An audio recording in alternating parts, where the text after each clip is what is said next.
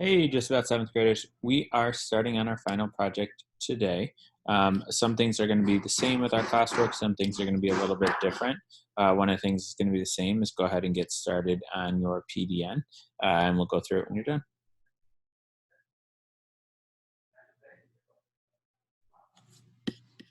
Okay, PDN just asked some basic questions about this dot plot. What is the median? I would go to this line and drop it down. It looks like it's right on 189. What is the maximum? I know this number is the maximum. I'm gonna drop it down. I think it's landed in about 204. If you put 205, that's fine. If you put something like 203, that's fine as long as you're close. And looking at interquartile range, I already said, let's see, upper quartile is about 199.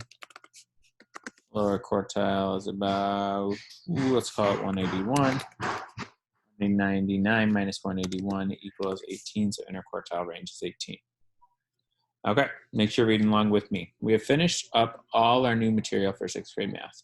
Over the next couple of weeks, you'll be proving you are ready for seventh grade by reviewing the math concepts we've learned this year. The first step in doing that is your final math project. For this project, you're going to be provided with a set of data.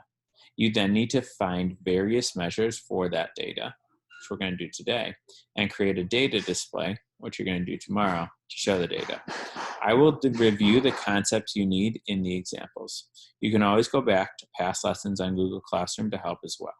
This is a chance for you to show off what you know. That's what a project is. It's you demonstrating you understand the material. In this project, you're going to be asked to find various measures. I'm going to do a couple examples here so you know exactly what's expected to you. So I'm going to use this data set for my example. It's not the data set that you're going to use for your actual project. That's lower down in this document. Okay, first thing I need to do is find the mean. It says Todd and his friends collect basketball cards. The numbers of cards in their collections are: one guy has 45, a girl has 73, a guy has 86 cards in his collection, this guy has 24 cards in this direction, this girl has 57 cards in her collection. So these are the different amount of cards that each of his friends has in their collection. To find the mean, the first thing I'm going to do is I'm going to add these all up to show my work. I would do 45 plus 73 plus 86 plus 24. This is me showing that I know how to do the work. I know some of you might not be used to writing this all out, but you'll want to write this out on a project because the project is meant for you to show you understand sixth grade math and you're ready to move on to seventh grade. 66 plus 74. All that together equals, here it's fine to use a calculator, 669. My next step to find the mean, we reviewed this yesterday, is I divide by how many numbers there are. Here there are 10 numbers, so 669 divided by 10 gives me a mean of 66.9. So that's showing my work. My answer for what is the mean is 66.9. Interpretation, what does this mean? It means that the average amount of cards his friend has is 66.9. Or you could say is about 67. This is for you to tell me that you actually understand what this number means. And it's going to ask you to do that for each question today. For lower quartile, we know we have to do a lot of steps for lower quartile. Some of them you will have already done when it asks you to find lower quartile. First thing I'm going to do is put the numbers in order from least to greatest. 24, 45, 57, 58, 66, 73, 74, 86, 86, 100. I know there's 10 numbers. 1, 2, 3, 4, 5, 6, 7, 8, 9, 10. Okay, so I have them in order. I know that the middle is going to be 5. 1, 2, 3, 4, 5. So the middle is right here. There's 5 here. 1, 2, 3, 4, 5. 1, 2, 3, 4, 5. So I know the middle is right here. I'm actually not going to find it right now because this doesn't ask me about the median. This asks me about the lower quartile. So the middle of this set of numbers is 57. So I know my answer is 57. For my interpretation, again, this is where you're going to show off what you know. A fifth grader would just say the lower quartile is 57. That's not a sixth grade answer. Sixth grade answer is going to be say 57 is the middle of the lower half of this data.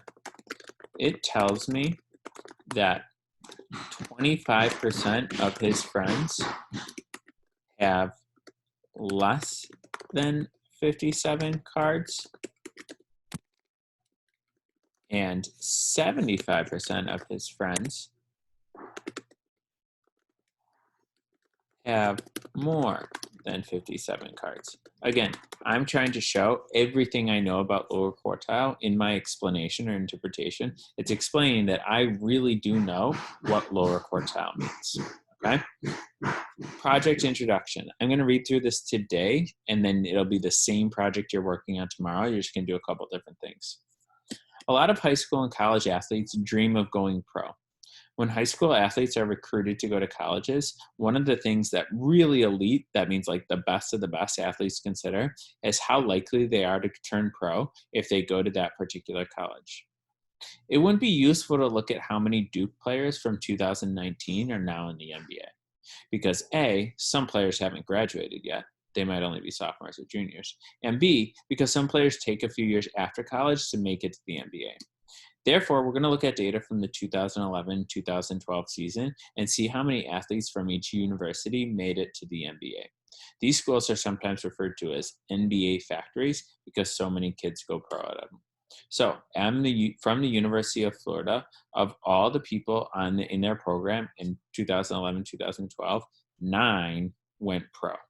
At Villanova, 4 went pro. So you have a list here of how many kids went pro from each of these schools. Okay, yes, you have a lot of numbers, but you're 7th graders, basically, you need to be able to deal with a lot of numbers. Just like I did in the examples, you're going to show your work for how you would find mean, mode, range, median, upper quartile, and lower quartile. That's only 6 questions for today. Some of them should take you less than a minute. But the key here is that with a big number set, you have to prove to me that you know how to do this stuff. There won't necessarily be a grade just for today because your grade's going to be based off of your project today and tomorrow. So I'll give you feedback and you'll have a chance to correct anything that you might need to make corrections on so that you can get a really high grade for your final project for 6th grade. If you have questions, you can give me a call, 847-769-4731, and then come back tomorrow to do the second half of your project.